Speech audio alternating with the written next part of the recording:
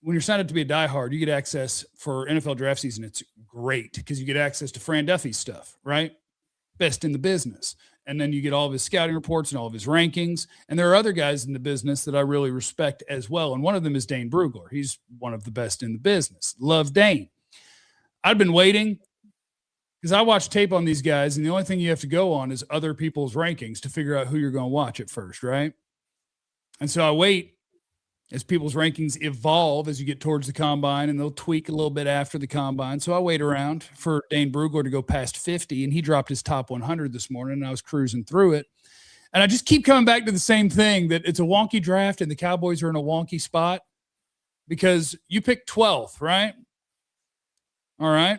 Here's your top 12 players. Arvell Reese from Ohio State, number 1.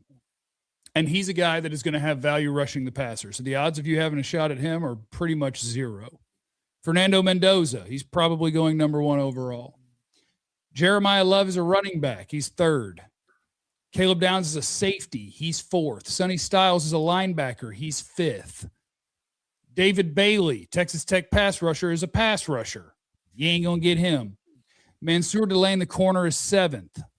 Spencer Fano, the Utah offensive tackle, is 8th. Reuben Bain, pass rusher, is 9th. Carnell Tate, Ohio State receiver, is 10th. Francis Maui Noah is 11th out of Miami. Jordan Tyson, wide receiver, Arizona State, is number 12. If something doesn't change with this team, the Cowboys could end up in a real wonky spot. And we've talked about this before. You could get on the clock, and the best players available to you could be at positions the Cowboys aren't willing to take. Like, are the Cowboys willing to take an offensive lineman if he's the best player available? Because there's a chance you get to 12 and none of them have been picked. Will they pick one? The Cowboys still need a left tackle, like the Tyler Smith experience. Will they admit that with all their other issues? Will they admit it as far as like replacing him with a premium pick? No, I don't think so. Let's see what they're doing for agency. If they bust the bank of agency and get a pass rusher and get some cornerbacks, that will allow them to be freer in the draft to take the best player.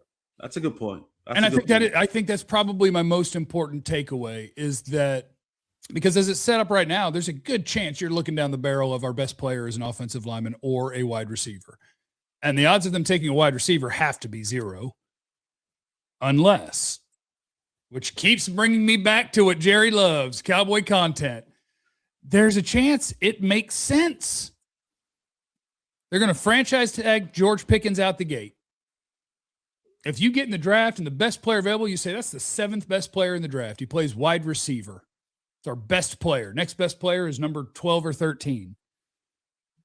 Do you owe it to yourself to pick the best player and say we can use George to do other things for our team? I don't know. I'm not a fan of trading your best players. I think it's almost always a bad idea. But if you think you could replace 80 to 85% of his production, parlay him into a draft pick that could start for you at corner or linebacker or whatever, and have money laying around,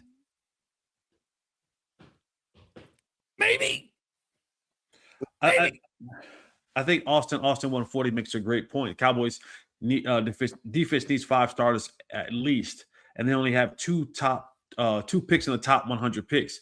So I love that idea, and that makes it even more imperative that they win in free agency, because when you start getting past the 100 picks, you kind of start floating away from guys being starters on the football team, right? And so, and that's why every single scenario, and I don't get why people get upset at us for having the conversation about, man, we all want George Pickens to be a Cowboy, but talking about trading guys like trading George Pickens or trading a guy like Kenny Price to get potentially more picks in that top 100, I don't know why that's off the table for a lot of people in having the conversation. What that can bring back for you will allow you to maybe be able to pick earlier or bring back those things. But to Clarence's point, is the aggression in free agency might be forced into it, because after the first round, we don't really have any more picks that are truly in the starter selection. Yeah. those guys are more depth pieces, and if they happen to pop for you, then great. But more so when we start getting to that third and fourth and fifth round, those are rotational pieces. You don't get too many starters from those. And I'm not saying that starters can't come from those. So don't be like, well, this guy was the starter. I'm not saying that. Overall, guys who will go in the third and fourth and fifth round, usually more rotational guys in first and second round guys who are more surefire starters. So having only 2 picks in the first 100 selections, it opens up the door for all of that conversation because all of it is viable. If we're talking about winning now, then it's necessary that you have the conversation. Not that you have to have the action behind it, but it's necessary that you lay out. And that's the thing. That's what we're trying to get at. If you're talking about winning now, then you have to have every single conversation there is and all the variables that are put out in front of you so that you can make the best selection on what happens to win now. And if that means signing, trading George Pickens or trading away a guy like Price or whatever it may be, not saying that you have to pull the trigger on it, but definitely saying that you shouldn't wait until the 29th hour to then like, oh, let's have the conversation. That should have already been talked about, lined out, got consensus for those who need to get consensus on those certain things. And now when we sit in that position, if it's time to hit the button, we are not second guessing ourselves because we have went through every single scenario to figure out what works best for us and how it can get us to the next step of winning now, opposed to this thing being pushed down the road. Chill, you got nothing. You're just sitting there. You're just sitting there with that look. You just gonna go with that look. Who is Price? That's Kenny Clark. People misspeak all the time, buddy. Excuse me. Kenny Clark. People misspeak all the time. Excuse me. Mugalera. Kenny Clark.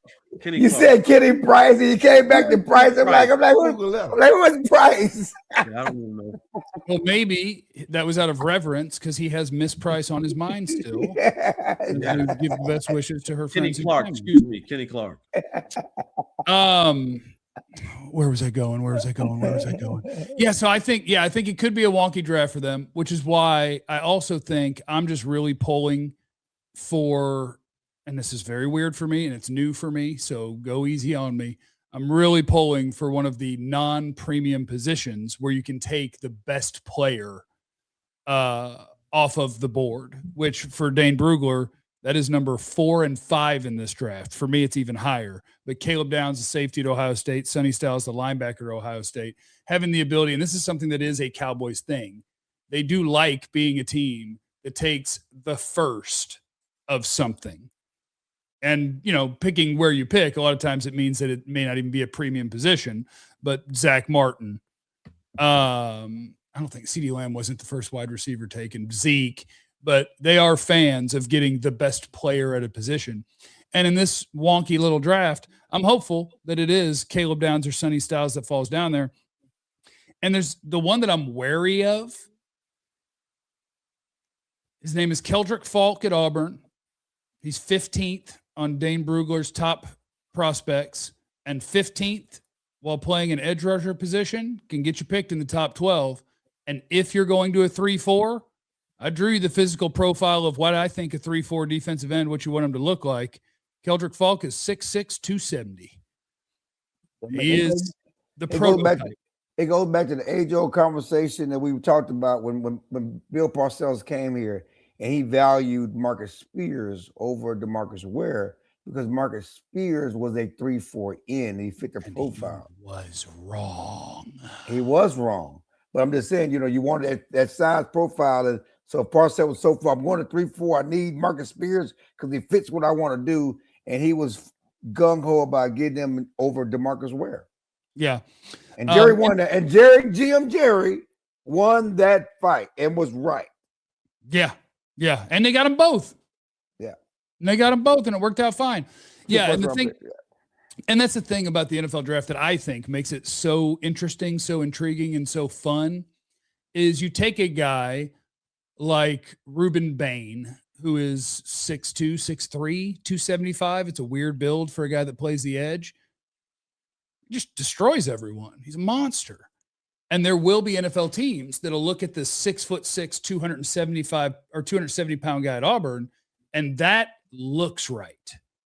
And so, and he's really young. So like the tools are there that I can picture the dominant player because he's put together exactly the way that I would draw it up. And so I can see it. And I just think that name is one the Cowboys need to know, because if you are going to be going to a 3-4 and you are picking in a range where the guy could go, I think he's absolutely not the sum of his individual parts at this point. It's more of a, what could he be in 2 or 3 years? But it's a name Cowboy fans need to know, because if you're going to a 3-4, that's a prototype.